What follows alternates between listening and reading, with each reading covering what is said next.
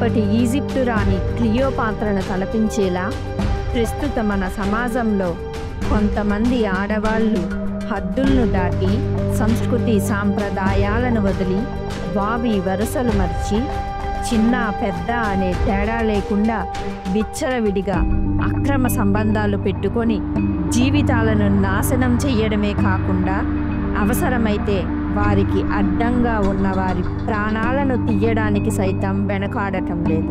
అలాంటి ఆడవాళ్ళందరికీ మా ఈ నాటిక అంకితం.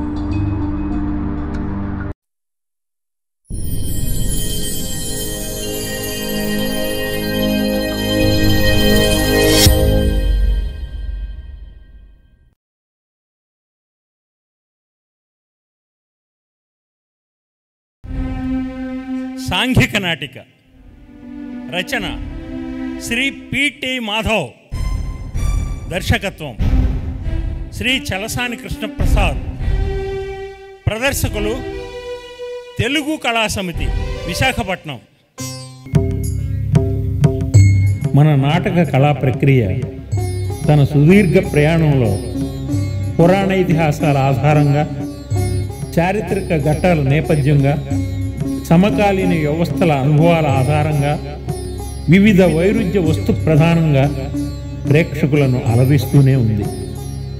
అత్యంత పురాతన ప్రక్రియ అయిన మన నాటకం అనేకమైన ఒడిదుడుకులను ఎదుర్కొంటూ, నూతన పుంతలు తొక్కుతూ, కాలానుగుణ్యంగా తన్ను తాను మార్చుకుంటూ ఈనాడు పరిషత్తుల ప్రాపకంతో ఊపిరి నిలబెట్టుకుంటూ మనుగడ సాగిస్తోందన్న సత్యం మరువరానిది.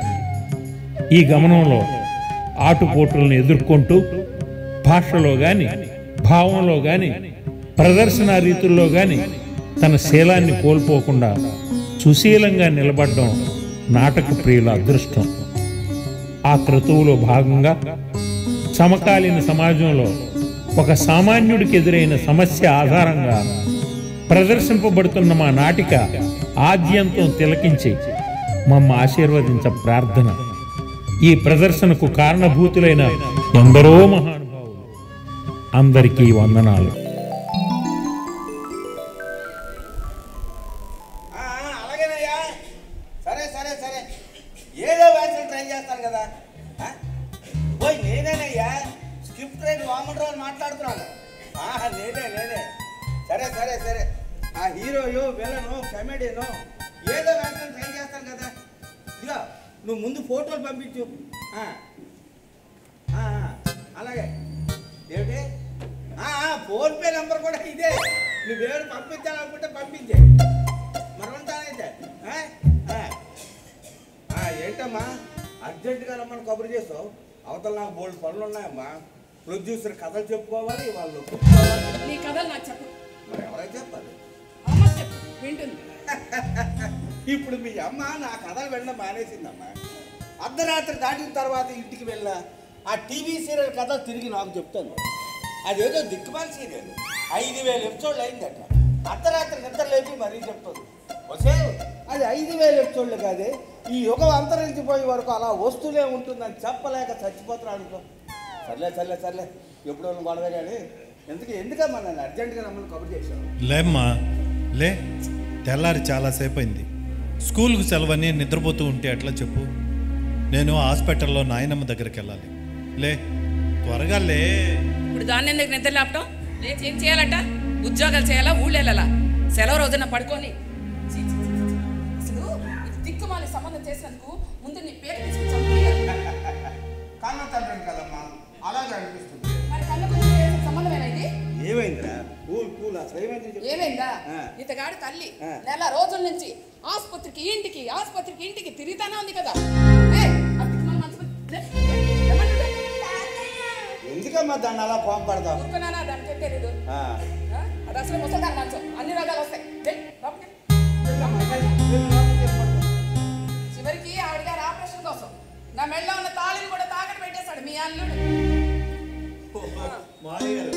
ఎంతసేపు అయింది వచ్చి? ఇదిగో ఇప్పుడేనాయన.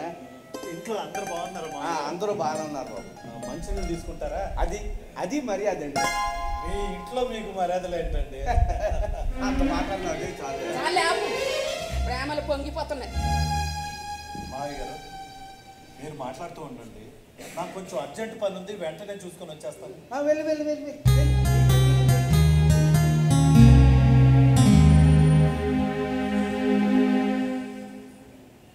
ఇప్పుడు చెప్పమ్మా, ఎందుకమ్మా నన్ను అర్జెంటుగా రమ్మని కబురు చేసావు? ఆయనకి బ్రతకడం చేత కావట్లేదు. అందుకే కదమ్మా నేను చేసుకున్నాడు. నాన్న సెటైర్ వద్దు. చూడమ్మా, చిన్నదో పెద్దదో మీ ఆయనకు ఒక గవర్నమెంట్ జాబ్ ఉంది, అందుకు సంతోషించు. నేను అనకూడదు కానీ అతగాడు పోయిన తర్వాత కూడా అతగాడు పెన్షన్ నీకు వస్తుంది. ఆ భగవంతుడు ఎలా ఎంతమంది ఆడవాళ్ళని నుదుటిని రాస్తాడమ్మా. మొగుడు పోయిన తర్వాత కూడా అతగాడు పెన్షన్ తిని బ్రతకమని. ఈ రోజుకి మీ అమ్మ నన్ను తినేస్తుందమ్మా, నాకు గవర్నమెంట్ జాబ్ ఉంది. ఇది ఇంటింటి కదేనమ్మా. అమ్మో ఈ టైటిల్ అది బాగుంది, వెంటనే రాసుకోవాలి, లేకపోతే మర్చిపోతాను. నాతో నీ టైటిల్ గోలా, నిన్ను పిలిచాను చూడు, నాది బుద్ధి తక్కువ. ఇందులో నీ తప్పేం లేదమ్మా, నీ తప్పేం లేదు. మంచి కథాలోకంలో మునిగిపోతున్నప్పుడు పిలిచావమ్మా. మీకు తెలియదమ్మా, మేము సృష్టించిన పాత్రలు మమ్మల్ని అలర పెట్టేస్తూ ఉంటాయి. రచయిత ఒకటే అనుకుంటారు, ఎన్నో పాత్రలు మోస్తున్న సమూహం మా రచయిత. చివరికి ఆ సమూహంలో పడి సమాధి అయిపోయిన వాడే రచయిత. ఇక చాలు, నువ్వు వెళ్ళొచ్చు. ఏమిటమ్మా రమ్మని పిలిచావు, అప్పుడే వెళ్ళిపోమంటున్నావు? నా బాధ వింటాను పిలిచాను, నీ గోల వింటాను కాదు. ఏమిటమ్మా నా భాష నీ గోళ్ళ వినిపించిందా? నువ్వు చెప్పకుండా నేను ఈ బాధ ఏమిటో చదివాను. అలా చదవగలిగిన వాడే రచయిత, అలా చదివిన వాడే ఈ తండ్రి. అందుకేనా నీ స్నేహితుడు కొడుకని చెప్పనే ఈ దిక్కుమాల సంబంధం చేశా? ఏమిటమ్మా కొత్తగా పిల్లలు మాట్లాడుతున్నావే? నీ తండ్రి కుబేడు కాదమ్మా, నువ్వు ఎగిరెగిరి గొంతులు వేయడానికి. చూడమ్మా, నాతో పోలిస్తే మీ మామగారు చాలా మంచివాడమ్మా. వాడు చూడడానికి ఆరిపోయిన బీడీలే కనిపిస్తాడు కానీ నిజానికి వాళ్ళు ఉండే కవిత్వం ఆవేశం నాకు ఎక్కడమ్మా. కాకపోతే వాడి కళానుకున్న బలం గుండెకి లేదమ్మా, ఎప్పుడు దొక్కుతూ ఉంటాడు మహానుభావుడు. చూడనా, నేను అమ్మంత మంచిదాని కాదు. నేను కాదన్నానమ్మా. నాన్న మళ్ళీ సెటైర్లు వద్దు. సరే సరే సరే, ఎందుకు ఏం జరిగిందమ్మా? ఏం జరిగిందా? ఆసుపత్రిలో ఉన్న ముసలి దాని కోసం. ముసల్దా? ఏం ముసలి? అదే మా అత్తగారు. ఓహో మీ అత్తగారా? అలా చెప్పమ్మా, అర్థమవుతుంది. ఆవిడ గారు ఆపరేషన్ కోసం ఈయన గారు అప్పుల మీద అప్పులు చేసేస్తున్నారు. చేయనియమ్మా. చేయనియా? ఎవరు తీరుస్తారు? అతగాడే తీరుస్తాడు. తీర్చలేకపోతే అప్పులు వాళ్ళు అతని శాలరీకి అటాచ్మెంట్ పెట్టుకుంటే ఇల్లంతా గుల్లైపోతుంటే అప్పుడు పరిస్థితి ఏంటి అర్థమవుతుందా? అర్థమవుతుందా? ఏమని? ఇంకా ఇతగాడికి అప్పులు ఇచ్చేవాళ్ళు ఎవరున్నారా? సినిమా వాళ్ళకైతే ఎవరు అప్పులు ఎవరమ్మా? ఆపుతావు నీ గోలా. నేను ఇక్కడ ఉండను. ఉండక ఏం చేస్తావు? వచ్చేస్తాను. ఎక్కడికి? నీ దగ్గరికి. అమ్మో నా దగ్గరికా? అమ్మ అమ్మ అంత పని చేయకమ్మా, కొంచెం నిదానంగా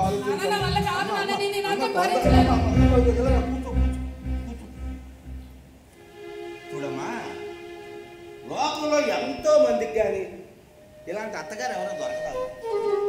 ఆవిడ బాధ ఏదో ఆవిడ పడుతుంది, ఇవాళ రేపు ఇక నేను విసిగించదు. ఇక మీ మామగారు అంటావా, ఎప్పుడు దగాపడ్డ తమ్ముళ్ళ కోసం ఆకలితో అలమటించి అభాగ్యుల కోసం ఆలోచిస్తుంటాడే కానీ నిన్నేమని అనాలన్న ఆలోచన వ్యవధి వాడికి ఉండదమ్మా. ఇక దరిద్రం అంటావా, దాన్ని ఏనాడు వాడు ఖాతరు చేయలేదు. పరమ దరిద్రంలో కూడా వేగంగా పెరిగిన మీ ఆయన ఓ గవర్నమెంట్ ఉద్యోగులు సంపాదించుకునే యోగ్యుడమ్మా. అతగాడే కనుక అమ్ముడిపోతే కొన్ని లక్షల రూపాయలు కట్నం వచ్చేది. కానీ మీ మామగారు పైసా కట్నం ఆశించకుండా విప్లవ ఆశిస్తుంటూ మీ పెళ్లి జరిపించిన మహానుభావుడమ్మా. అంతటి మహానుభావుడిని నేనేమి ప్రశ్నించగలమ్మా చెప్పు? ప్రశ్నించలేనప్పుడు ఇక్కడ ఎందుకు? ఇక నువ్వు వెళ్ళొచ్చు. వెళ్తాను కానీ వెళ్ళే ముందు చిన్న సలహా ఏంటి? నువ్వు వచ్చేస్తాను తొందరపడుద్దాము. ఏం చేస్తావు? ఎవరి వైపు నుంచి ఉంటావు? అడగడేచో నాకు మరో చాయిస్ ఏది? నీ తరపునే మాట్లాడతాను, నీ వైపే నిల్చుంటాను. మా నాన్న అంటుండేవాడమ్మా, సమాజాన్ని దగా చేసిన కూనీ చేసిన క్లయింట్ తరపున నిలబడి వాదించేవాడే నిజమైన లాయర్ అని. అలాంటి దొంగ కొడుకు పుట్టిన నీ తరపున కాక ఇంకెవరి తరపున మాట్లాడతాను? నీ తరపునే మాట్లాడతాను, నీ వైపే నిల్చుంటాను. సారీ మావయ్య గారు, మిమ్మల్ని ఇంట్లో ఉంచి నేను బయటకు వెళ్ళాల్సింది. పర్వాలేదే, ఇదిగో మగవాడు తిరగకపోతే చెడతాడయ్యా. అవునండి, అమ్మ కోసం తిరగకపోతే నిజంగానే చెడతాను. రండి కూర్చోండి. పర్లేదు. తెల్లారేసరికి వచ్చారు, ఏమన్నా విశేషమా మావయ్య గారు? అంటే ఏం లేదయ్యా, మిమ్మల్ని అందరినీ చూడాలనిపించింది, వచ్చాను. వచ్చిన పని గుమ్మంలోనే అయిపోయింది. చాలా సంతోషంగా ఉంది. నన్ను వస్తాను. అలాగే మావయ్య గారు.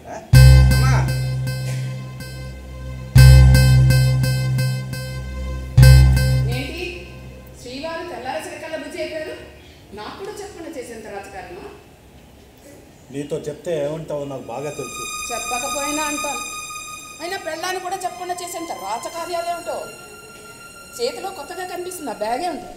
డబ్బు. డబ్బా? అప్పుగా తెచ్చాను. అప్పా? ఇంట్లో ఉన్నదంతా ఊడ్చేస్తున్నా చాలదా? మళ్ళీ దాని అవసరం వచ్చింది? ఇంకొంచెం డబ్బు అర్జెంటుగా అవసరమైంది. అమ్మకి ఆపరేషన్ చేయాలంట. అంత అర్జెంటుగా ఆపరేషన్ చేయకపోతే చచ్చిపోతుంది. అవును, చచ్చిపోతుంది. నన్ను ఇప్పుడు ఎవరికి ఉత్తరిస్తుంది చాలదా? ఆవిడ గారు ఆపరేషన్ పోతే ఇల్లంతా గుల్ల చేస్తుంటే చూస్తూ ఉంటున్న దద్దమ్మలు కాదు. డబ్బు రాస్తాను. ఇంట్లో దాచడానికి కాదు అప్పుగా తెచ్చింది. నేను హాస్పిటల్కి వెళ్ళాను. నేను చెప్పేది విను. ఒక్కసారి ఆలోచించు. నువ్వెంత డబ్బు ఖర్చు పెట్టినా ముసలిదే బతుకుతుందన్న గ్యారంటీ లేదు. తీరా ఆవిడ గారు పుట్టుకున్న తర్వాత చేసినప్పుడు తీర్చలేక వడ్డీలు కట్టలేక చచ్చిపోతుంటే అప్పులు వాడు అమ్మనా బూతులు తిడుతూ ఉంటే అప్పుడు పోయిన మీ అమ్మ కనిపించదు, బొమ్మ కనిపిస్తుంది. నీ ప్రాక్టికల్. నేను చెప్పేది విను. ఒకసారి ఆలోచించు. అవన్నీ ఆలోచించే టైం నా దగ్గర లేదు.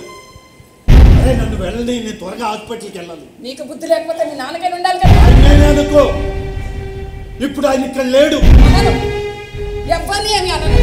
నన్ను నేనే అనుకుంటున్నాను. నా చేతకాలతనాన్ని అనుకుంటున్నాను. నా తలరాతను అనుకుంటున్నాను. మాట్లాడుతూ వెళ్ళిపోతావుడి. నువ్వు మాట్లాడటం లేదో పోట్లాడుతున్నావు. నేను చెప్పేది విను. ఒక్కసారి ఆలోచించు. మీ అమ్మగారికి అన్ని మంచం మీదే. మనం ఆసుపత్రిలో ఉన్నామో ఇంట్లో ఉన్నామో తెలియక చేస్తున్నాను. రేపు మనమైనా అంతే. రేపటి గురించి ఆలోచిస్తే ఇప్పుడు ఈ జీవితాన్ని నేను నరకం చేసుకోండి. అయితే ఇప్పుడు నన్ను ఏం చేయమంటావు? నువ్వేం చేయలేవు. నన్ను వదిలే. వదిలేయాల్సినంత తప్పు నువ్వేం చేసావు? తప్పు చేస్తే వదిలేస్తావా? ఎందుకలా మాట్లాడతావు? ఎలా మాట్లాడాలో తెలియక నన్ను విసిగించగా. నేను చెప్పేది అదే. నా జీవితం గురించి ఎన్నో కలలు కన్నాను. కలలో అందరూ అంటారు. నా కలలో నువ్వు లేవు. నువ్వున్నావు నా కలలో. నేను ఎందుకుంటాను? మీ అమ్మ ఉంటుంది. అవును, అమ్మే ఉంటుంది. నా కోసం ఎన్నో త్యాగాలు చేసింది. ఈ రోజున ఆసుపత్రిలో అవస్థలు పడుతుంటే అనాథలు వదిలేయమంటావా? అనాథలు అవ్వద్దు, ఆశ్రమంలో చేర్పించు. నేను ఇంకా బ్రతికే ఉన్నాను. నేనే బ్రతకాలనుకుంటాను. మీ నాన్నగారి దెబ్బతోటి ఆ ముసల్దాని మూలుగులతోటి చావాలనుకోలేదు. నా తల్లి శరీరానికే రోగం, కానీ నీ మనసుకు రోగం, ఈ ఆలోచనలకు రోగం. అసలు నేను చూస్తుంటేనే అసహ్యం వేస్తుంది.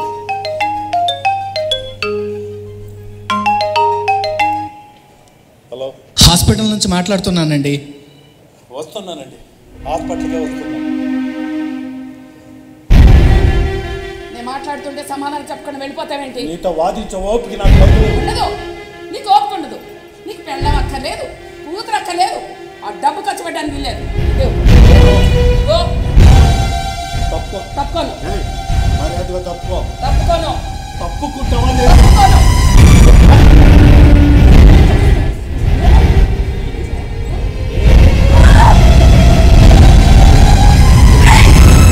చిన్నప్పటి నుంచి నేను అనుకోవట్లేదు. అందుకే ఇలా తయారయ్యావు. నువ్వు బాధపడవు. ఏనాడో పోయింది. నాశనం అయిపోతావు. ఏనాడైతే నిన్ను కట్టుకున్నానో ఆనాడే నాశనం అయిపోయాను. ముసలి ఆపరేషన్ కోసం ఇల్లంతా గొల్ల చేస్తుండు, ఇంకా నాశనం అయిపోతావు. ఈ ముసలి దగ్గర ఎప్పుడు ఎదుగుతుందో కానీ. మా అమ్మని కనుక ఇంకొక మాట అన్నావా ఏం చేస్తానో నాకైతే అంటారు. బియ్యసాలు అంటారు. ఆ ముసలి ఉండే చేస్తే కానీ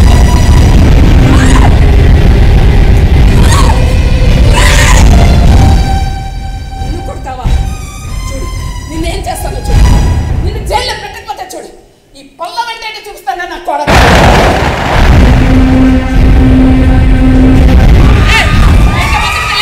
పెద్దవాళ్ళ గొడవల మధ్యలో బిడ్డ భవిష్యత్తు పాడవకూడదు. నాకొద్దు, నాదేనే ఉంటది. అది నాకు ఇష్టం లేదు. నీ బాడీ ఎవరు కావాలి? నేను దాని తండ్రిని. నేను దాని తల్లిని. దాన్ని ఎలా చూసుకోవాలి నాకు బాగా తెలుసు. అది ఇక్కడే ఉంటే అన్ని జబ్బులు వస్తాయి. అది దాని భవిష్యత్తు నాకు ఎక్కడికి వెళ్ళడానికి లేదు.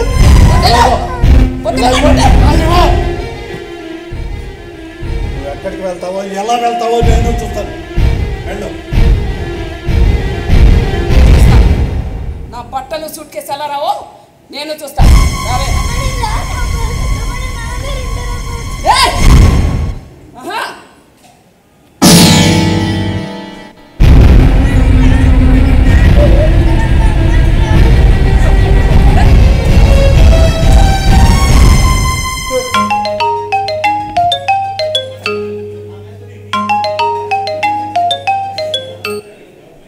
ఎప్పుడు వస్తున్నారు హాస్పిటల్కి? వస్తున్నారండి. మీరు ఆపరేషన్కి రెడీ చేయండి. డబ్బు కూడా డబ్బు. హలో హలో, హలో, మీ అమ్మగారు చనిపోయారండి. హాస్పిటల్ బిల్లు కట్టి శవాన్ని తీసుకెళ్ళండి.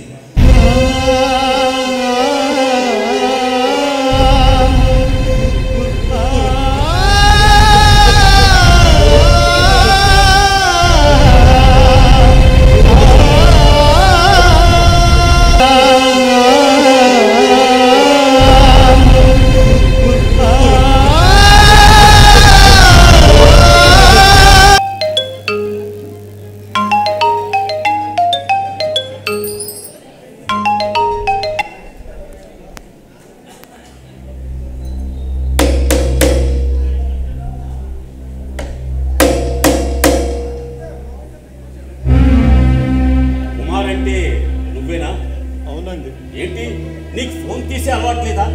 ఎన్నిసార్లు చేసినా ఫోన్ తీయకపోతే మా ఎస్ఐ కనుమానం వచ్చింది నువ్వు ఊరు విడిచి పారిపోయావని. అందుకే చూసి రమ్మన్నారు, ఉంటే తీసుకురమ్మన్నారు.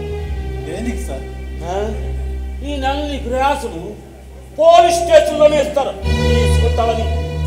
దేనికంటావేంటి? నీ పెళ్ళం నీ మీద రిపోర్ట్ ఇచ్చింది, అది చూసి మా ఎస్ఐ అగ్గి మీద గుగ్గులు అయిపోతున్నాడు. పద పద. నేను ఇప్పుడు రాలేనండి, మా అమ్మగారు చనిపోయారు.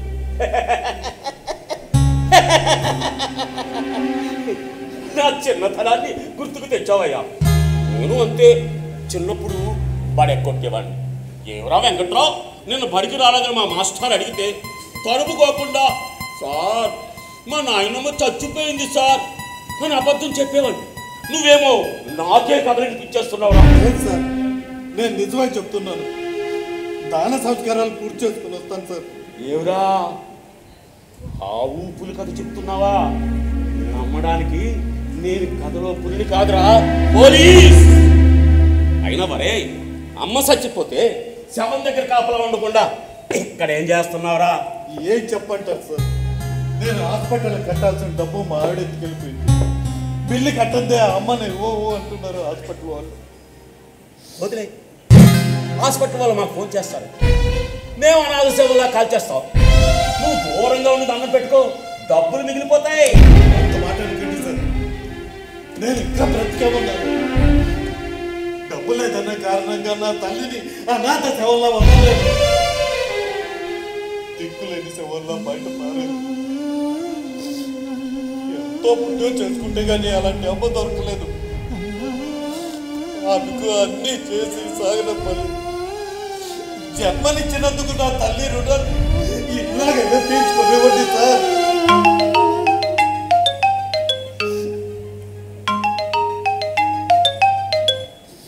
హలో, శవానికి ఎంతసేపు కాపలా కాయమంటారు? అవతల డాక్టర్ గారు దెబ్బలాడుతున్నారండి. వస్తున్నానండి, డబ్బు ఇంకా సర్దుబాటు కాలేదు, ఇంకొక గంటలో వచ్చేస్తానండి. సరే, శవాన్ని మార్చురికి పంపిస్తాం, తర్వాత పెనాల్టీతో బిల్లు కట్టి శవాన్ని తీసుకెళ్తారు. కానీ సార్ ప్లీజ్ సార్, కొంచెం దయ చూపండి సార్, ప్లీజ్ సార్. ఎవరయ్యా ఫోను? బిల్లు కట్టమని హాస్పిటల్ నుంచి ఫోన్ సార్. ఆ ఫోన్ ఇలా ఇవ్వు. హలో, వీరితో మాట్లాడండి. హలో, చెప్పండి. ఏంటి, నువ్వు వచ్చి హాస్పిటల్ బిల్లు కడతావా? అక్కడికే వస్తున్నాను బాబు. అదే వీళ్ళ అమ్మగారికి మొత్తం ఇంజక్షన్ ఇచ్చిన తర్వాత ఒంటి మీద నగలు పోయాయని రిపోర్ట్ ఇచ్చాడు ఇక్కడ. అది ఎంక్వైరీ చేయడానికి నేను హాస్పిటల్కి వస్తున్నా. సార్, మీరు పోలీసుని అర్థమైపోయింది సార్, క్షమించండి సార్. కావాలంటే శవాన్ని తీసుకుని వెళ్ళమనండి, ఓకే. బిల్లు మాత్రం తప్పకుండా పే చేసేలా చూడండి సార్. ఓకే, ఓకే, అవతల మా హాస్పిటల్ రెప్యుటేషన్ దెబ్బతింటుంది sir. Okay. Please sir. Hospital bill ఎంత కట్టాలి? సుమారు 30,000 వరకు కట్టాల్సి ఉంటుంది. డబ్బు లేదంటున్నావు, అంత డబ్బు ఎక్కడి నుంచి ఇస్తారయ్యా? అర్జెంటుగా నీకెంత డబ్బు ఎవరు అప్పిస్తారు? ప్రయత్నిస్తాను సార్. ఇంకెక్కడ ప్రయత్నిస్తావు? మనం పోలీస్ స్టేషన్కి వెళ్ళాలి. స్టేషన్కి రేపు వస్తాను సార్. ఇది మరీ బాగుందయ్యా. మా ఎస్ఐ చంట శాస్త్రం ముందే చెప్పానా? ఇదిగో, ఇప్పుడు నేను నిన్ను ఉన్న పలంగా తీసుకువెళ్ళకపోతే నిన్ను నన్ను కలిపి ఉతుకుతాడు. సార్, అమ్మ సార్, అమ్మ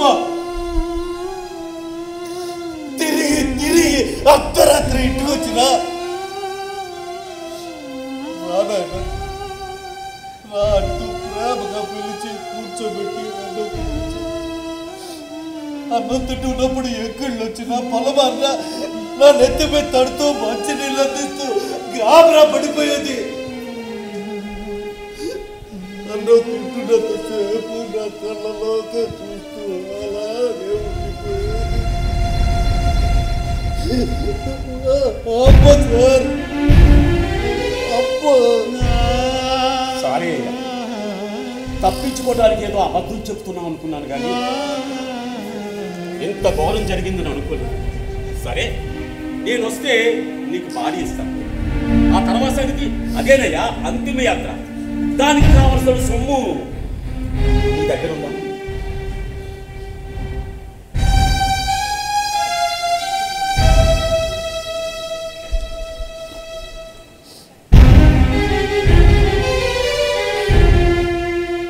ఇందా ఉంచు.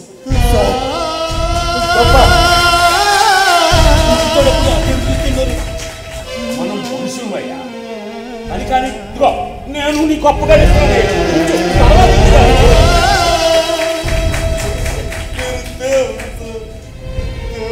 పొగట్టలొద్దు అని కానీ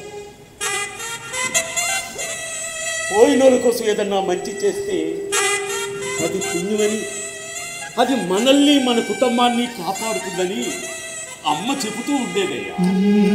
ఇలాంటి మంచి మాటలు అమ్మలే కదయ్యా చెప్తారు.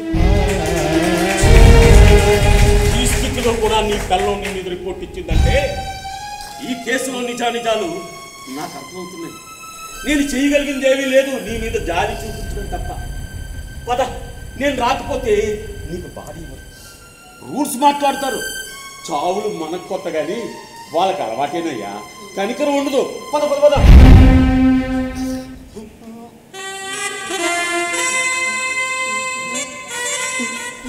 అమ్మ ఎదురు చూస్తూ ఉంటుందయ్యా.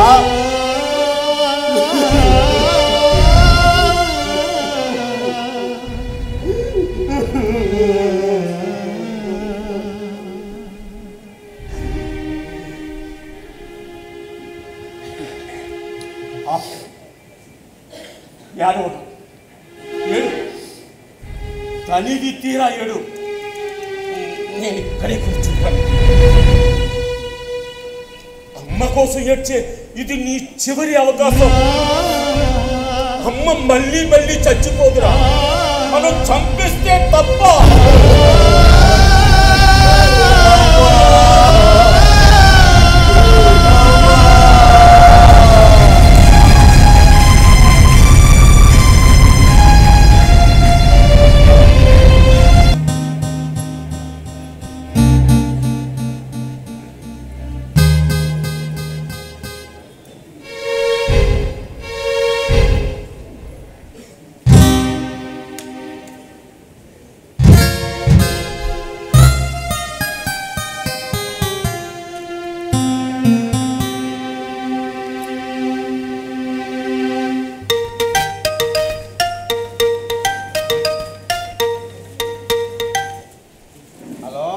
వెళ్ళావా?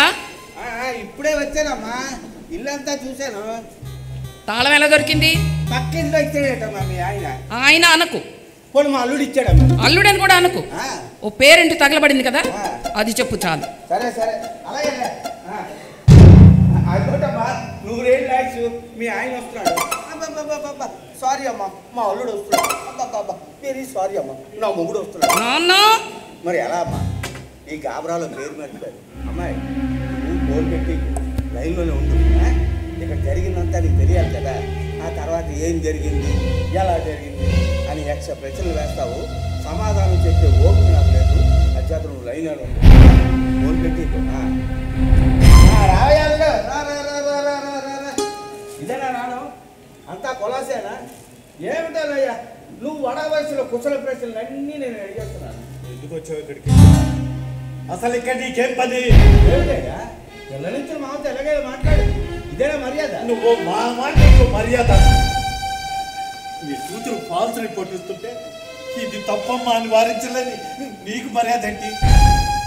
జరిగిందంతా మర్చిపోతాను అనుకుంటావా? నన్ను కట్టకట్టాలు వెనక్కి పంపించిన నిన్ను నీ కూతుర్ని సులభంగా వదిలేస్తాను అనుకున్నావు. జైలు నుంచి వచ్చిన వాడికి ఆ మాత్రం ఫైన్ ఉండడం సహజమయ్యా. తోటికి 5 ఏళ్ళు సావాసం అటువంటిది. అయినా ఈ బెదిరింపులు దౌర్జన్యాలు తప్ప అక్కడ నేర్చుకోవడానికి మాత్రం ఏమంటాయి? అదీగాక నేను ఇక్కడ రావడం నీకు ఇష్టం ఉండదు అనుకో. మరి తెలిసి ఎందుకు వచ్చావు? అది కూడా నేను లేని టైం చూస్తే చెప్తా. అవును, పక్కింట్లో తాళం ఇచ్చి వెళ్ళావు కదా, వాళ్ళు ఏమైనా పట్టుకుపోతే? నీ కూతురు పడిన ఇంట్లో పట్టుకుపోవడానికి ఇంకా ఏమీ మంచిదోకే. అవును, ఈ ఇంటి నుంచి కాలు బయట పెట్టిన నా కూతురు మళ్ళీ ఈ గడపలో కాలు పెడుతున్న నమ్మకం ఏమన్నా నీకు? ఆహా, నువ్వుండగా నమ్మకం నాకు ఎలా ఉంటుందనుకున్నావు? పంప తీసి నలుగాని పొమ్మంటే అనుమానమా? నా అనుకున్న వాళ్ళే నా దగ్గర ఉంటారు. ఇంకా నా అనుకునే వాళ్ళకి ఇంకా ఎవరున్నారు చెప్పనా? ఓహా, ఎప్పుడో ఇల్లు విడిచిపెట్టి వెళ్ళిపోయిన మీ నాన్న ఇంకా ఆయనే తిరిగి వస్తాడు కానీ అదంతా నీ భ్రమ. మాట వదులుకో. అసలు మీ నాన్న గురించి చెప్పాలి. నాన్న గురించి ఇంకొక మాట మాట్లాడే వరకు నీకు మర్యాద దక్కదు. ఊరుకుందా, నీకు నాకు మధ్య మర్యాద ఉంది కానీ నీకు నిజం చెప్తానయ్యా.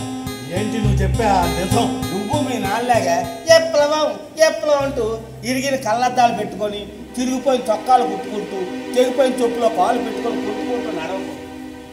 ఆ జెండాలు ఎజెండాలు బుధాన్ని నేర్చి తిరక్కు. కొత్త రాత్రం కదా, వారసత్వం బుధాన్ని వేసుకుంటావేమోనని. అసలు నాకు తెలియక అడుగుతాను, ఆ ఎరుపంటే మీకు ఎందుకంటే అంత భయం? మళ్ళీ చెప్తున్నాను, మీరు అవునన్నా కాదన్నా మనిషి శరీరంలో రక్తం ఎర్రగా ఉన్నంత కాలం ఆ ఎర్ర పతాకం ఎగురుతూనే ఉంటుంది. మా నాన్న లాంటి త్యాగమూర్తులు చేసిన త్యాగాలు పోవు అనుకున్నా. జీన్స్ ఎక్కడ పోతాయి? పదాన్ని ఎత్తుకి పోట్లు నేర్పకండి. వాటి కడుపున పుట్టిన మితువాదుల పెరుగుతుంది. కష్టపడి చదివి ఉద్యోగం సంపాదించుకుని ఈ సమాజంలో ఒక బాధ్యత గల పౌరుల్లా బతుకుతున్నాను. దయచేసి నన్ను తీవ్రవాదులు మాత్రం ఎందుకయ్యా అలా బుధాన్ని తడుపుకుంటా? ఓడల్ని కన్న కూతురులా చూసుకున్న నా తండ్రిని తన పక్కలోకి రమ్మన్నా అంటే నీ కూతురు ఫాల్స్ రిపోర్ట్ నువ్వు సమర్థించడం. చివరికి కోర్టులో కూడా భగవంతుడి మీద ప్రమాణం చేసి అన్ని అబద్ధాలే చెప్పాం.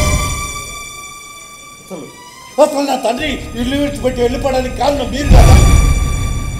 తను ఎలాంటి వాడు తెలుసు కూడా నా తండ్రి మీద తప్పుడు రిపోర్ట్ ఇస్తారా?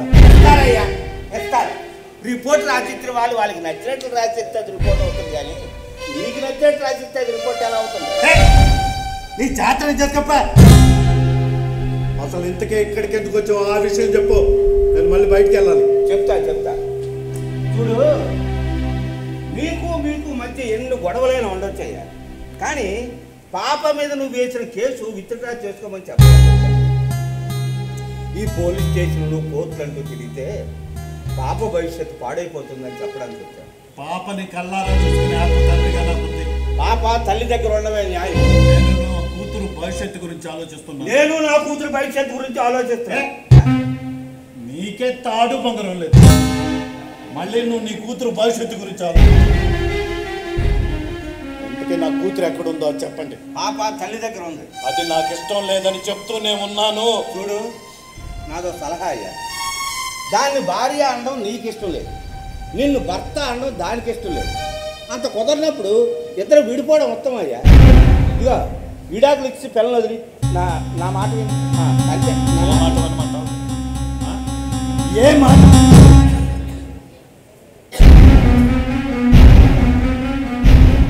అమ్మా విన్నావుగా, రాయిబారం విఫలమైంది. ఏం చేయమంటావు? నువ్వేం చేయలేవులే. ఎందుకు వచ్చావు? నేను మాట్లాడుతున్నాను కదా. ఏం మాట్లాడుతున్నావు? అడుక్కుంటున్నావు. చేతగాని తండ్రి పంచాయితీ ఎలా ఉంటుందో విన్న తర్వాత కూడా రాకుండా ఎలా ఉంటాను? విన్నావుగా, ఇక వెళ్ళొచ్చు. వెళ్ళడానికి రాలేదు, తేల్చుకోవడానికి వచ్చాను. తెలుసుకునేది ఎవరితో ఉంటున్నావో ఏం చేస్తున్నావో నాకు అన్నీ తెలుసు. తెలిస్తే ఏం పీకుతావురా? నేను ఉంటాను. నువ్వెవడివే? చట్టం ప్రకారం ఇంకా నీ మొగుడిని. మొగుడంట మొగుడు. మనవర్తి కట్టలేక జైలుకి వెళ్ళొచ్చిన జైలు పక్షి నువ్వు మొగుడంట. ఎందుకు కట్టాలి మన వస్తే? నువ్వు నీ రంకు ముహూర్తం అప్పుడు తెలుస్తున్నందుకు నువ్వు వెతికెళ్ళిన డబ్బుకి ఎంత వడ్డీ కడుతున్నాను తెలుసా నీకు? లెక్కలేసుకుంటూ పోతే ఇన్నాళ్ళు నీతో ఉన్నందుకు నువ్వే నాకు తిరిగి డబ్బు ఇవ్వాలి. సంసారానికి కూడా డబ్బు లెక్కలు కడుతున్నావా? మరి అలాంటి దానివి పెళ్ళి ఎందుకు చేసుకున్నావు? నీకు పెళ్ళం దొరకదని అర్థమైందా? అర్థమైంది, బాగా అర్థమైంది. కాకపోతే కాస్త లేట్గా అర్థమైంది. నువ్వు మానసిక రోజులని నీకు పెళ్లి కావడం లేదని మీ నాన్న ఏడిస్తే మా నాన్న జాలిపడి పైసా కట్టం లేకుండా మన పెళ్లి జరిపించాడు. అడుగు అడుగు మీ నాన్ననే.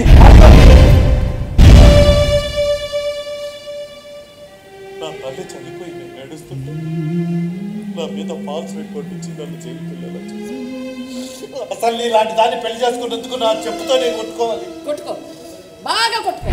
ఇంకా ఎందుకు బతుకున్నానని కుమ్మరి పేదాకా కొట్టుకో. నేను ఇంకా బ్రతికే ఉన్నాననుకున్నావా? నీ మాటలతో చేష్టలతో నేను ఏనాడో చచ్చిపోయాను. నేను ఇప్పుడు బ్రతుకున్నాను. సవ్వేరా? నిజంగా నువ్వు సవ్వే సవ్వే. ఏమే నీకు ఎన్నిసార్లు చెప్పాను పర్సనల్ విషయాలు పబ్లిక్ కాపాడతానే. నీ కూతురు ఏనాడైతే నా జీవితంలోకి ప్రవేశించిందో ఇక నా లైఫ్ లో పర్సనల్ అంటే మిగలేదు, అంతా పబ్లిక్. అందుకే కారణం నువ్వే. ఎవరెవరు తగ్గండి, నువ్వు అట్టే ఇలా రావే, రా కూర్చో, రాయిలా కూర్చో కూర్చో. ఇక చూడు నేను మాట్లాడతాను కదా, నువ్వు కూర్చో.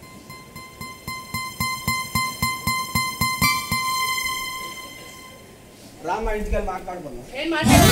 ఇదంతా చేసి నేనేం చేశాను? ఏం చేసావా? ఈ దిక్కమాల సంబంధం చేసావు. కళ్ళలో కూడా కార్లో తిరిగి అదృష్టం లేకుండా చేస్తావు. తిక్కరేగిందంటే నా చావు కారణం నువ్వు మీరేని రాసి మరీ చచ్చిపోతాను. సార్ మెంటల్దానా, నువ్వేం మాట్లాడుతున్నావు? నీకేం అర్థమవుతుందా? ఈ మధ్య కూతుళ్ళని రేపు చేసే తండ్రులు ఎక్కువైపోయారట. నిన్నే కష్టాన్ని కాదు. అత్త మీద పాపం దొత్తమే చూపించినట్లు ఇది మరీ బాగుందమ్మా. ఇంతవరకు నాకు నేను మేధావిగా ఊహించుకున్నాను.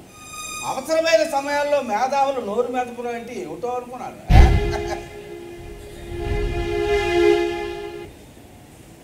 ఇలాంటి పంచుకుంటూ ఉన్నప్పుడు ఏ మేధావైనా ఎందుకు నోరు మెదుపుతాడు? అంచేత ఎక్కడ దొంగలు అక్కడే గప్చు. నాకు ఎందుకు వచ్చింది గోల. వస్తానాయనా.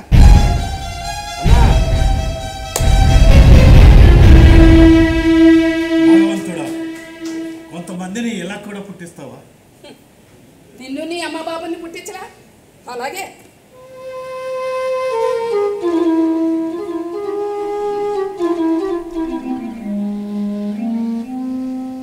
పల్లవి, నీ ఆలోచనలు మార్చుకో. థ్యాంక్స్.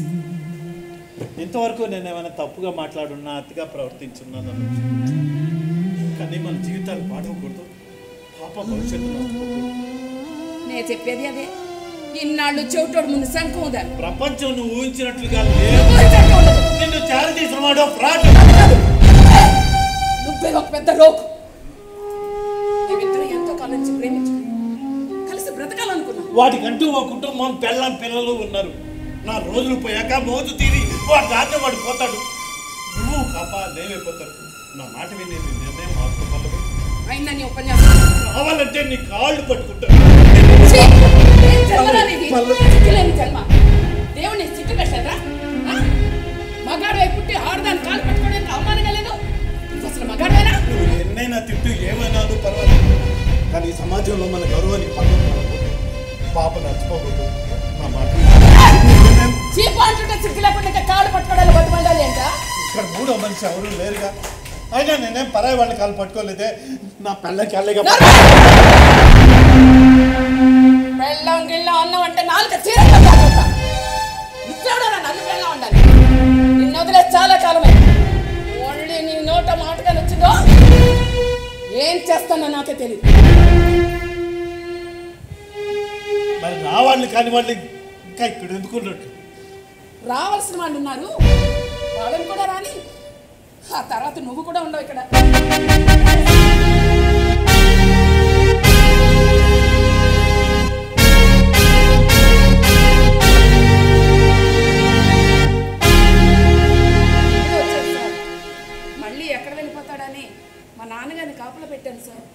నిన్న సాయంత్రం మా ఇంటికి వచ్చాడండి. తన మీద పెట్టిన కేసులన్నీ డ్రాప్ చేసుకోమని నన్ను బెదిరించాడు సార్. వెళ్ళలేదని కత్తితో దాడి చేశాడు. గాయం కూడా అయింది.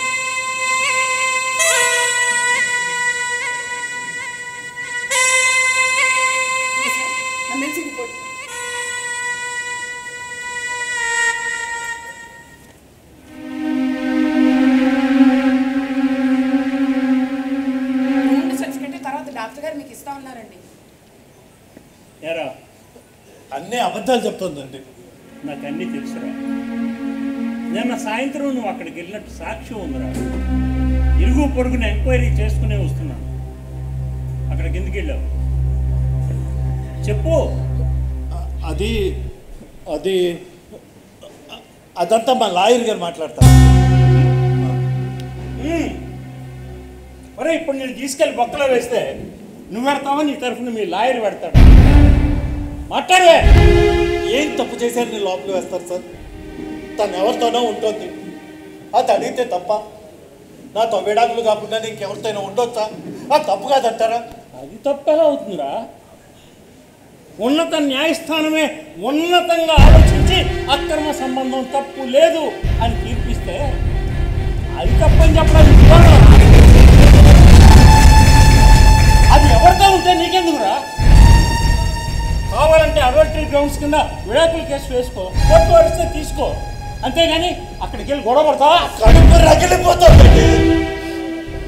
ఇలాంటి తీర్పులు కూడా ఇస్తాను. అయినా నేనే తప్పు చేయలేదండి. ఏ తప్పు చేయిందే? తన చేతికి గాయం ఎలా అయింది? నాకు అలవాటే, నేనే గాయం చేయలేదు. తనే కావాలని సెల్ఫ్ ఇంప్లికేషన్ చేసుకుంటుంది, నన్ను లోపల వేయించాలని. ఇంతకీ నేను అడిగిన ప్రశ్నకు సమాధానం రాలేదు. అక్కడికి ఎందుకు వెళ్ళావు? నా కూతురు కోసం వెళ్ళాను. నా కూతుర్ని నాకు ఇచ్చేమనండి. ఆ తర్వాత నా మీద ఎన్ని కేసులు పెట్టుకుంటుందో పెట్టుకోమనండి. కూతురు కావాలంటే కోర్టులో కేసు వేసుకోరా. వేసుకున్నాను సార్, కోర్టు వేసుకున్నాను. కోర్టులో కోర్టు ఆర్డర్ ప్రకారమే నేను నా కూతుర్ని కోర్టుకు తీసుకురావాలి. నీ తీసుకురాలేదే. ఒంట్లో బాగోకపోతే ఎలా తీసుకురాను? ఎలా తీసుకురాను సార్? అసలు విషయం కాదండి, సెక్సువల్గా కూడా నన్ను హరాస్ చేయాలని చూస్తున్నాడు సార్. అందుకే ఇంటి చుట్టూ తిరుగుతున్నాడు సార్. రెడ్డి గారు సార్, వీడిని స్టేషన్కి తీసుకెళ్ళి 326 కేసు ఫైల్ చేయండి. అటెంప్ట్ మర్డర్ కేసు ఫైల్ చేయండి సార్. నాకు తెలుసమ్మా ఏ సెక్షన్ పెట్టాలో ఏ సెక్షన్ పెట్టకూడదు. కావాలంటే నువ్వు కోర్టులో కేసు వేరే వేసుకో. రెడ్డి గారు చాలా ఇది చాలా అన్యాయం సార్. చట్టం మీద న్యాయం మీద నమ్మకం పోయేలా చేయకండి. వీడిని ఇలా మాట్లాడిస్తే అంతా ఇలాగే మాట్లాడేలా ఉన్నాడు. తీసుకుని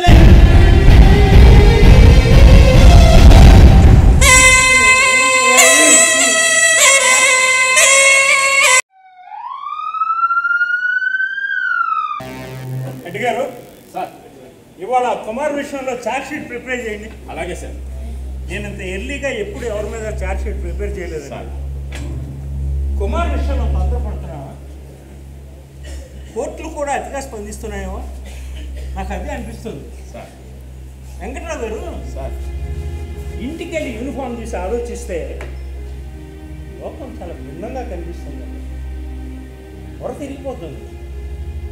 ఏమైనా సరే ఉద్యోగ ధర్మం తప్పదు కదా. ఓన్లేండి సార్, అతనికి వచ్చింది కండిషన్ పై. ఇప్పుడు మనం ఛార్జ్ షీట్ ఫైల్ చేస్తే ఆయన వారం స్టేషన్కి వచ్చి సంతకం పెట్టి బాధ తప్పుతుంది సార్. అప్పుడైనా కొంత సంతోషిస్తాడు సార్. ఏమైంది? జరిగిపోయింది సార్. ఏమిటి? వాడు పల్లవని చంపేశాడు సార్. మా అల్లుడు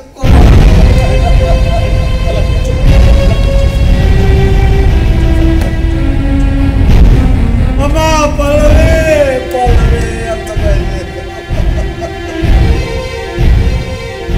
నేను భయపడుతూనే ఉన్నాను సార్. ఆఖరికి నా భయమే నిజమైంది సార్. సార్ వాళ్ళు వదలకండి సార్, చంపేయండి సార్, ఊరేసేయండి సార్, లేకపోతే ఎన్కౌంటర్ చేసి మారాడు సార్. అది వాడో కాదో మా ఎంక్వైరీలో తెలియాలి కదండి. వాడు నాకు ఎవరు చేస్తారు సార్? నీ కూతురు రంకుమూడు చేసి ఉండొచ్చు కదా, లేకపోతే పొలం చేసి ఉండొచ్చు. దాని మొగుడిని ఓటాలు వేసుకుంటే ఊరుకుంటున్నా. అది దానికి ఒక తమ్ముడు ఉంటాడు, వాడిని బావమరిది అంటారు. అక్క కాపురం తిట్టడానికి ఆడు ఏ కత్తితోనో బయలుదేరి ఉండొచ్చు, లేదా ఆ కాంపౌండ్లోనే ఎవడో కన్నేసి కాటేసి ఉండొచ్చు.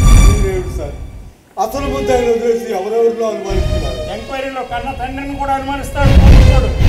సార్ తమరు అంత ఘోరంగా మాట్లాడుతున్నారు. ఎలా మాట్లాడాలి? ఇంకెలా మాట్లాడాలి? భోజనం పెట్టి తాంబూలాలు ఇచ్చి మర్యాదగా కులాసాలు అడగాల?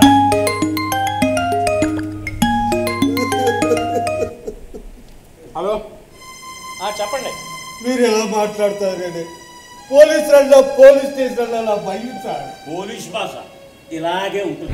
నువ్వు నేర్పిస్తావా? నీ రచయిత భాష నేర్చుకుంటావు. స్టేషన్కి వచ్చిన ప్రతి వాడిని రండి సార్ అని స్వాగతం పలకడానికి పోలీసు వాడు ఎవరన్నా గుళ్ళో పోదారనుకున్నావా? వాటిల్లో రిసెప్షనిస్ట్ అనుకున్నావా? ఇదేమిటి సార్ వాడిని సపోర్ట్ చేసి మాట్లాడుతున్నారు? అవునరా, మీ అల్లుడు మమ్మల్ని కొనేశాడు, అందుకే వాడికి సపోర్ట్ చేస్తున్నా. మర్యాదగా మాట్లాడు సార్. లేకపోతే ఏమిట్రా, వాడు ఏమన్నా మినిస్టర్ గారు కూడా వాడికి సపోర్ట్ చేయడానికి, కనీసం గట్టిగా రాయటానికి పెన్నులు కూడా కొనుక్కోలేని పార్టీలు కొనుక్కురా. ఇంకా ఇవ్వడానికి వాడి దగ్గరే ఉందిరా. నన్ను ఎక్కువ మాట్లాడి లేకపోతే ఎవరు సార్ వీడు మళ్ళీ డైరెక్ట్ చేస్తున్నట్టు చెప్పింది నిజమే. అక్కడ మర్డర్ జరిగింది. మిగతా స్టాఫ్ ఎక్కడ? సార్ బందోబస్తుకు వెళ్ళారు. మరి ఇక్కడికి ఎవరు వెళ్తారు? మినిస్టర్ గారి ప్రోగ్రామ్ ఉంది సార్, మనం కూడా అక్కడికే వెళ్ళాలి. ఇక్కడికి ఎవరు వెళ్తారయ్యా? హలో, ఇప్పుడే తెలిసిందండి. అక్కడికే వస్తున్నాం. అలాగే తప్పనిసరి. అప్పటికే 10 పదండి, వెంటనే అలాగే సార్. పదండి అక్కడికి ఫోరెన్సిక్ వాళ్ళు సార్ అందరినీ కూడా అలాగే సార్, అలాగే సార్. Okay sir. సార్ అక్కడ అంత ఘోరం జరిగితే రెడ్డి గారు ఏమిటి సార్ ఇలా మాట్లాడుతున్నారు? వామనరావు గారు, మీ బాధని నేను అర్థం చేసుకోగలను. మీరు ఎంక్వైరీకి సహకరించండి, ముద్దాయిని తప్పకుండా పట్టుకుంటాం. పదండి, పాటు మీరు కూడా పదండి.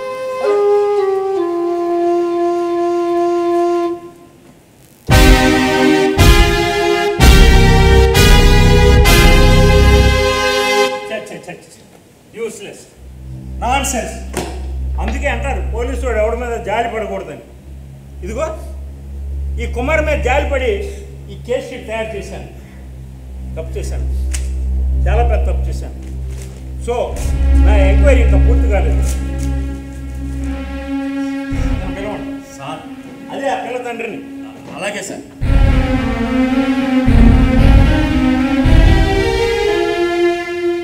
వచ్చాడు సార్, కూర్చోండి. పర్వాలేదు సార్. మీరు సినిమాల కథలు రాస్తూ ఉంటారా? ఇది రాస్తారా? మీ అమ్మాయి కేసు బాగుంటుంది, 100 రోజులు ఆడుతుంది. కూతురు మొగుడు వదిలేసి ఎవరితో తిరుగుతుంటే అడగక్కర్లేదు. మాకైతే తప్పదు, చట్టం ఏం చెప్తే చెయ్యాలి. కానీ మీకు నీకు నిలకడ ఉన్నాయి కదా, సమాజానికి ఒక పద్ధతి కట్టుబాటు ఏడ్చాయి కదా. మనము మన సాంప్రదాయాలు మర్చిపోతే ఎలా? ఏది మంచో ఏది చెడో చెప్పదు. అయితే రచయితవి రవిగాంచుని చోట కవిగాంచును అంటారు. ఏమైందా అనే కళ అనుకున్న నా కూతురు ముందు ఓడిపోయింది సార్. అది ఎవరి మాట వెళ్ళు, అది చెప్పిందే జరగాలి. అలా అని చెప్పి ఆ కుమార్ గారి జీవితం నాశనం చేశాడు. ఎందుకు ఆడేవాడు? అదే మీ అమ్మాయిని ఉంచుకున్నాడు. ఒకప్పుడు వాళ్ళిద్దరూ ప్రేమించుకున్నారు. మరి పెళ్ళెందుకు చేయలేదు? కట్నం అడిగారు సార్. ఇవ్వలేకపోయావు. 4 స్క్రిప్ట్లు అమ్మి సినిమా రచించావు కదా. కలం ఎంత కదిలినా నా కడుపు ఎండదు సార్. గోస్ట్ రైటర్ అన్నమాట. ఇప్పుడు చెప్పు, తప్పు ఎవరిది? తప్పు ఎవరిదైనా నాకు ఏది మంచిది అనిపించిందో అదే చేశాను సార్. మరి అంత పెద్ద మనుషులు కూతురు ఫాల్స్ రిపోర్ట్ ఇస్తుంటే ఇది తప్పమ్మా అని అనుకున్న సమర్థించారు. అది అలసిపోయింది. అది అలసిపోలేదు, ఇద్దరి మధ్య నలిగిపోయింది. వదిలేండి, ఎంతైనా కన్న తండ్రి కదా. కాదనండి సార్. సార్ మీరు నన్ను క్షమిస్తానంటే చిన్న మాట సార్. ఇందులో అతను తప్పెంత ఉందో మనది అంతే ఉంది. మనం తిరస్కారం ప్రకారం సమాజానికి ఒక హంతకుడిని అందించింది సార్. కాదంటారా? ఆడది రిపోర్ట్ ఇస్తే చాలు మనం వెంటనే ఎఫ్ఐఆర్ కట్టేస్తాం. లేకపోతే మన పై ఆఫీసుల దగ్గరికి వెళ్తే మనం సస్పెండ్ చేస్తారని భయం. పేపర్లో వాళ్ళు రాస్తారని, మహిళా మండలి వాళ్ళు అరుస్తారని, టీవీల ముందు కూర్చొని డిబేట్లు పెడతారని భయం. అదే మగాడు రిపోర్ట్ ఇస్తే వాడిని మనం ఉత్తర కుమారులాగా చూస్తాం సార్. సార్, కుమారు చెప్పింది నిజం సార్. ఆడదానికైనా మగానికైనా కన్నీరు కన్నీరే సార్. ఎవడో వెదవన్నాడు ఏడ్చే మగాన్ని నమ్మొద్దని వాడిని చెప్పు తీసుకుని కొట్టాలి. ఈ పెద్ద ఆయన ఏడుస్తున్నాడు సార్, తన కూతురు పోయిందని. ఇది ఏడుపు కాదంటారా? ఈ కన్నీటికి విలువ లేదంటారా? వీళ్ళు అల్లుడు ఏడ్చాడు సార్, తల్లిదండ్రుల కోసం, పిల్ల కోసం. నేను చూశాను సార్. ఇకనైనా ఆడదిచ్చిన మగాడిచ్చిన రిపోర్టు సమానంగా తీసుకోవాలి.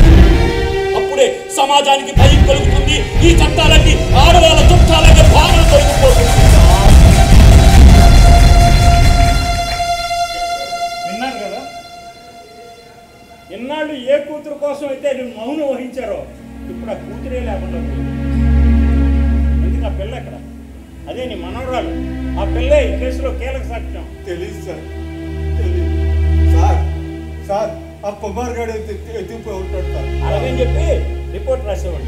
రెడ్డి గారు సార్, మీరు వెంటనే ముద్దాయి కోసం రైల్వే స్టేషన్ లో, అక్కడ బస్ స్టాండ్ లో అన్ని చోట్ల వెతకండి. అలాగే సార్. 24 గంటల ముద్దాయి ఇక్కడ ఉండాలి. అలాగే సార్. వెనక్కి వెళ్ళాల్సిన అవసరం లేదు, నేను ఇక్కడే ఉన్నాను. నువ్వేమిటాయి లోపల నుంచి వస్తున్నావు? మా కళ్ళు కప్పి లోపలికి ఒకటి దూరం వచ్చి చాలాసేపు అయింది. లోపల ఏం చేస్తున్నావయ్యా? నేను వచ్చేసరికి స్టేషన్లో ఎవరూ లేరు. సెంట్రీ కూడా దూరంగా చెట్టు కింద నిద్రపోతున్నాడు. బాగా అలసిపోయానేమో, ఆదమరిచి హాయిగా నిద్రపోయాను. స్టేషన్ నీ బాబు గారు అనుకుంటున్నావా? నీ ఇష్టం వచ్చినట్టు రావడానికి పోవడానికి. రెడ్డి గారు సార్, ఇది తీసుకెళ్లి సెల్లో వేసి కుమ్మేయి నా కొడుకునే. భాష సరిగ్గా రానివ్వండి. ఆ కొడుకులు ఈ కొడుకులు అంటే పడేవాళ్ళు లేరు ఇక్కడ. లెక్కలు మారిపోతున్నాయి. పరిస్థితులు సార్. ఓహో, తత్వం బోధపడింది అనమాట. ఎద్దు ఎప్పుడు ఒకే వైపు పడుకోదు సార్. తొండ ముదిరి ఓసర వెళ్ళయింది. సరిగ్గా నిలబడు, నా కొడుకు కాల్చి మారేస్తాను. అది మీ వల్ల కాదు, కానీ ఇంకేమైనా ఉంటే చెప్పండి. అదేదో సినిమాలో చెప్పినట్లు మీ బుల్లెట్కి లెక్క చెప్పాలి, సంజయ్ చేయించుకోవాలి. నాకు అక్కర్లేదు. నేను ఇప్పుడు కరుడు కట్టిన క్రిమినల్, నిండా మునిగిన వాడిని. నాకంటూ ఎవ్వరూ లేని ఒంటరి అనాథని. ఇంకెంతమందిని చంపినా అదే శిక్ష. దయచేసి చచ్చే వరకన్నా నన్నుగా బ్రతకనివ్వండి. ఇంకా వాడితో మాట్లాడు సార్. కాల్చి బాగా నా కొడుకు రాయ్, నా కూతురు చెప్తారా నువ్వు?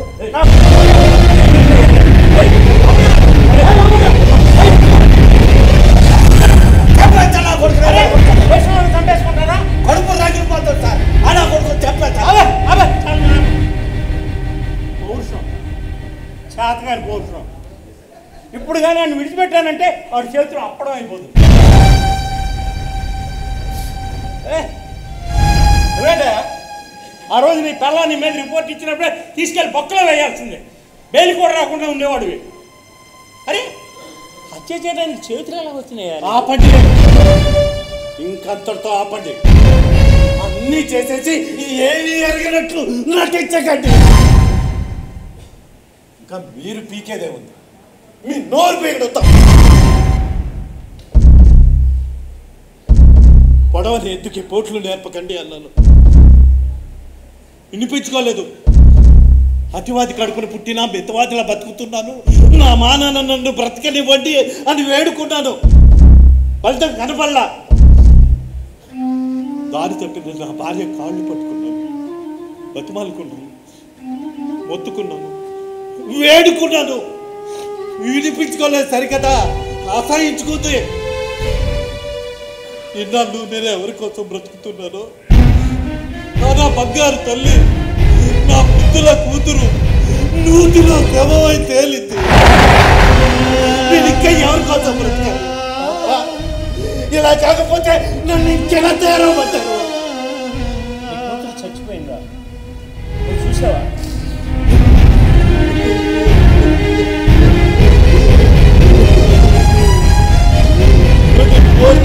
రిపోర్ట్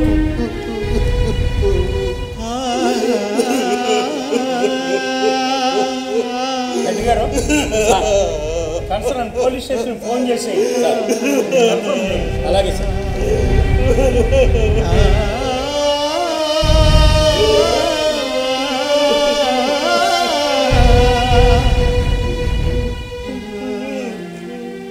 హలో, నేనయ్యా 2000 హెడ్ మాట్లాడుతున్నాను. అదేనయ్యా అనుపమ పాప. అదే 16/25. అదే అడుగు సార్. ఆ అమ్మాయి చనిపోయింది సార్. సారీ సార్, చంపేశారు.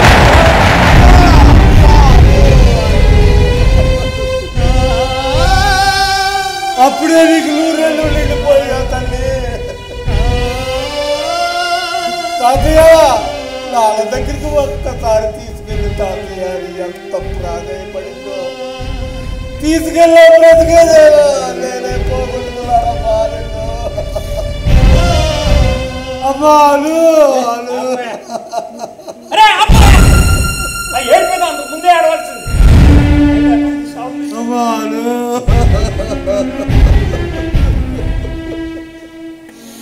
అసలు ఆ పసిపిల్లని చంపాల్సిన అవసరం వాడికి ఎందుకు వచ్చింది? వాళ్ళ అక్రమ సంబంధానికి అడ్డొస్తుంది సార్. అక్రమ సంబంధం రుజువైతే నేను మనోర్తి కట్టవసరం లేదు. విడాకులు కూడా మంజూరు అవుతాయి. కానీ దానికి సాక్ష్యం కావాలి. సాక్ష్యం కావాలంటే పోలీసులు కేసు కట్టాలి. కానీ మీరేమో సరేనాయా, అక్కడ శవం మొండెం మాత్రమే ఉంది. బుర్రనేం చేసావు? దాన్ని పారేసావు. ఎక్కడ పారేలేదు, భద్రంగా తీసుకొచ్చాను. నేనే చంపాను. సాక్ష్యం కావాలి.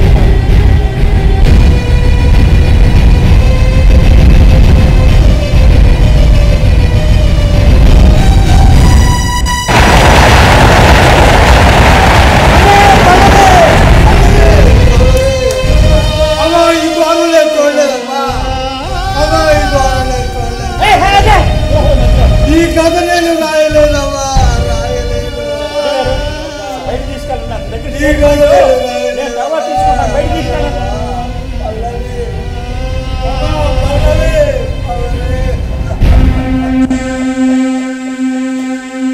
నువ్వేంటయ్యా అడిగిందే తడవగా ఆ తెగిపోయిన తాళ్ళు తీసుకొచ్చి ఎగ్జిబిషన్ పెట్టు. చాలా భయంకరంగా ఉంది. దాని మీద ఏమన్నా కప్పు అయ్యా, కప్పు. మెరుకు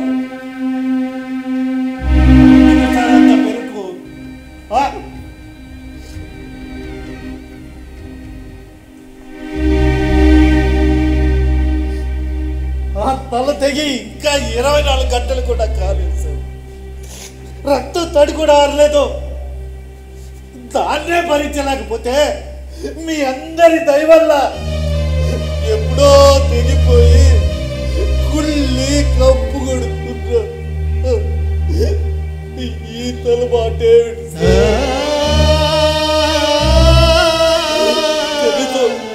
కనీసం మీకు జాలిగా కూడా అనిపించలేదా? బిడ్డగాని అదేనయ్యా, నీ పెళ్ళాన్ని ఉంచుకున్నోండి వాడిని వదిలేసా పనిలో పని వాడిని లేపే దరిద్రం పోయేది. వాడు ఊరు విడిచి పారిపోయాడు సార్. వాడిని వదలదు సార్. రేపు ఎఫ్ఐఆర్ మీతో బయటకు వచ్చినప్పుడు వాడిని లేపేస్తాను. 25 లక్షలు డిమాండ్ చేశారు.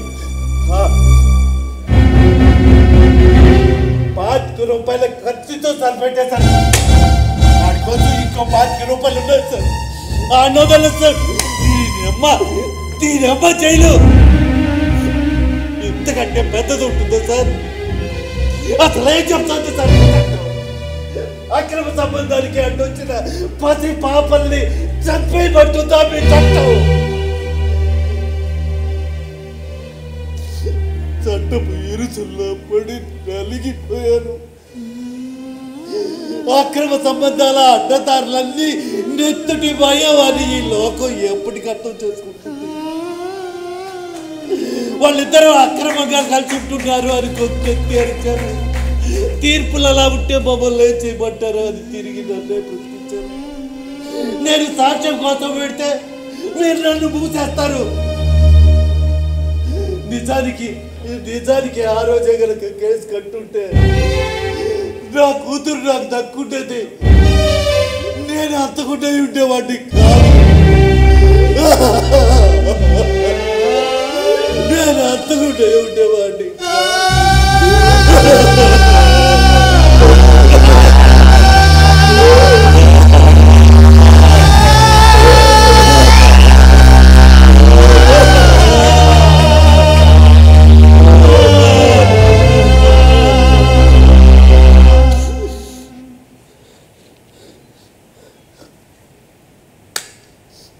మీ చట్టానికో నమస్కారం, మీ శిష్టానికో నమస్కారం, ఈ వేదావుల నిశ్శబ్దానికో నమస్కారం.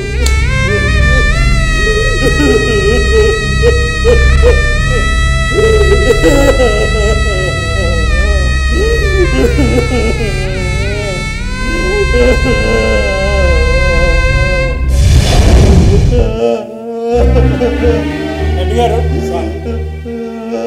ఆ ఎవిడెన్స్ భద్రపరిచి అక్కడ తీసుకెళ్ళి సెల్లో వేయండి. అలాగే సార్.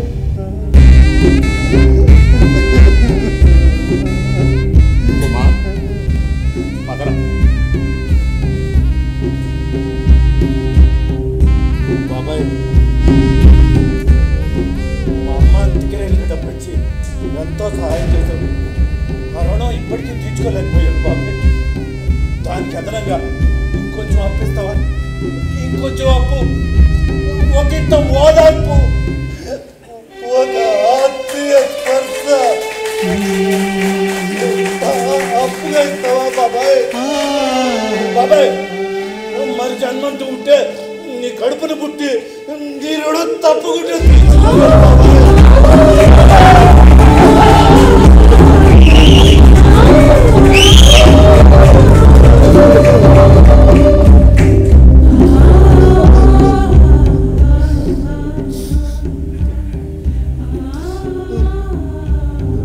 జీవితంలో ఎవరికైనా సరైన భాగస్వామి పడుకో అదృష్టంరా, అది నీకు దక్కలేదు. ఏమిటయ్యా మీ ఇద్దరు అనుబంధం? మానవత్వం సార్, మానవత్వం. అది అందరికీ అర్థం కాదు సార్. తుడుచుకొనుము కన్నీళ్ళు, ఓచుకొనుము కొన్నాళ్ళు, భావ విప్లవమే వస్తే పగులు నోయి బండరాళ్ళు, పగులు నోయి బండరాళ్ళు. మేధావులారా, మౌనం వేడండి. మేధావుల నిశ్శబ్దం జాతికి ప్రమాదకరం. నిశ్శబ్దమా, నీ ఖరీదెంత?